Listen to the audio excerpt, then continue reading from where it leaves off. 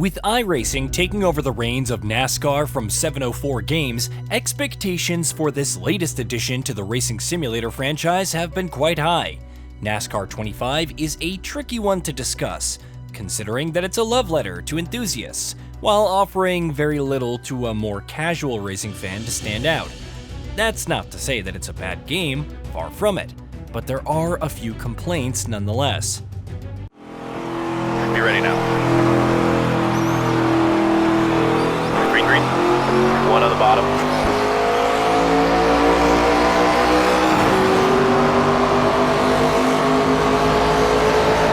Clear. The best way I'd describe the situation is that when you're at the wheel of a car, this is an excellent racing simulator for looks, and it feels brilliant. It's when you go off the tracks that things get a little dicey. I'm happy to say that the experience I was expecting from the game's dev diaries in the run-up to its release is there for those of you looking to dive into it. But if your interest in racing is nothing more than fleeting, there's little on offer to keep you invested in a campaign that feels way too grindy, while a lack of fun alternatives keep this one from joining this year's greats. Allow me to explain. You begin your journey as a rookie driver looking to make their mark in the ARCA Menard series, racking up wins to earn reputation and cash with which you repair and upgrade your car in your garage, while also taking part in a few events to further improve your standing. On paper, it sounds quite interesting, placing you in the shoes of a rising star in a superb recreation of the excitement surrounding NASCAR in the real world. The franchise's Unreal Engine debut certainly lives up to that promise, with each track looking phenomenal, while the audio design does a good job of bringing the crowds and roaring engines to life. And once you fire up your engine and get rolling, you immediately get the feeling that iRacing is onto something special. Your car handles like a dream, and only gets better as you win a few races and get access to better parts. I was blown away by the very first few upgrades and the differences that they made to my ride's handline and acceleration.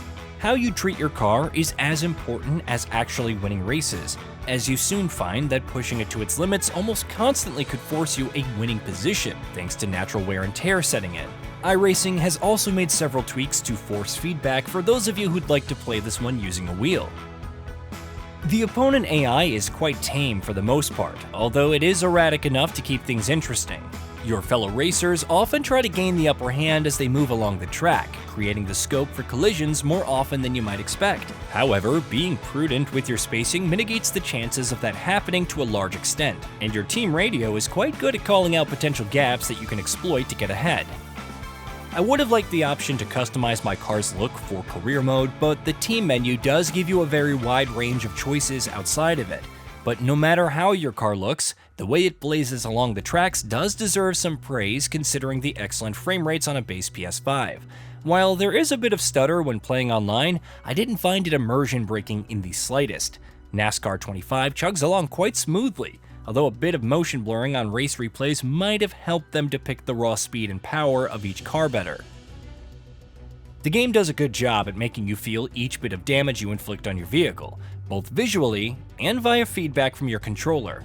I soon learned it was a better strategy to be kind to my vehicle, and only coax as much as I needed out of it in any given situation. That's because I was landed with quite a hefty bill of repairs after my first race. My hard-won earnings almost depleted as I forked over the cash to replace parts that my mechanics couldn't fully fix.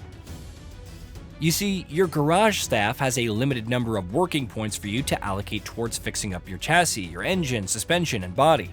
Their condition directly affects the performance rating of your vehicle, which can determine where you place on the next race you take on. I found myself buying replacements more often than I would have liked, until I learned to ease off the throttle until I really needed to use it. In races, crashes or bad turns can similarly affect your car's performance.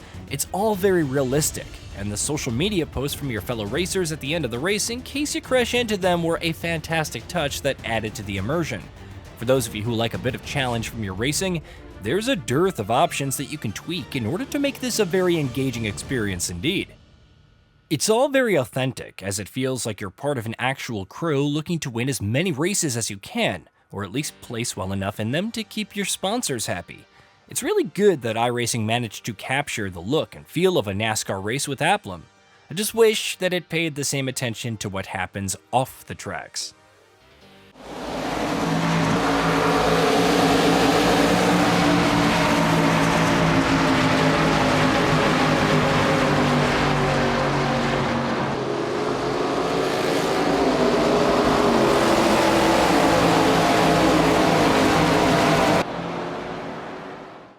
In the interest of saving myself some time, I turned things down to go to normal settings and went to town on the game's career mode to see how far I could go. It's a tad disappointing that the reputation points you need to get you to the next big event are doled out quite scarcely, making the game's career mode feel unnecessarily longer than it really should have been. And that isn't a problem tied to the races themselves. In fact, the races are quite generous in how they allocate reputation points to good drivers who avoid crashes and drive as cleanly as they can.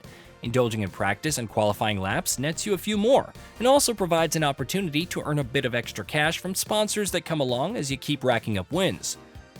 My main gripe with the reputation system was that it feels entirely too dependent on races. Opportunities for some PR appearances do come along to your garage, but they were quite often a choice between earning more rep or working points, making me choose between my own personal standing or my crew. And I found myself choosing my crew every time just to ensure I had more resources to allocate towards repairing my car between races. The game's seasons and online modes are another gripe I had with it. They offer little to no variety in terms of the core gameplay loop, which was quite annoying despite how good it is. I would say that joining an online lobby is quite seamless, and you're sure to find enough people to race against as the game picks up some more momentum. The races themselves played out quite smoothly, with little to no lag or stutter, which is quite a good thing if you're planning on duking it out with your buddies. It's easy to see that NASCAR 25 is iRacing's way of testing out the waters, seeing what works and what doesn't in its pilot project. The studio has done well to focus on getting the most important part of the experience right: the racing. That's sure to be a feather in its cap. But for the rest of the experience, NASCAR 25 does very little to stand out and carve a name for itself like the driver at the center of its career mode.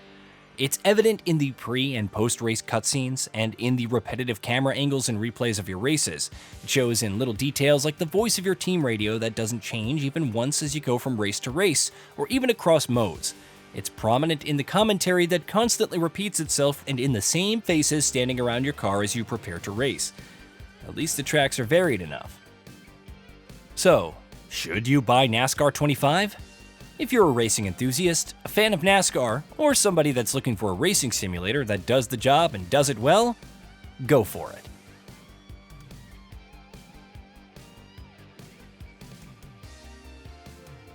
Hey, did you know that we at Gaming Bolt upload new videos every day? Stick around, drop a like, subscribe, and hit that bell. And let us know what kind of content you'd like to see in the future with a comment below.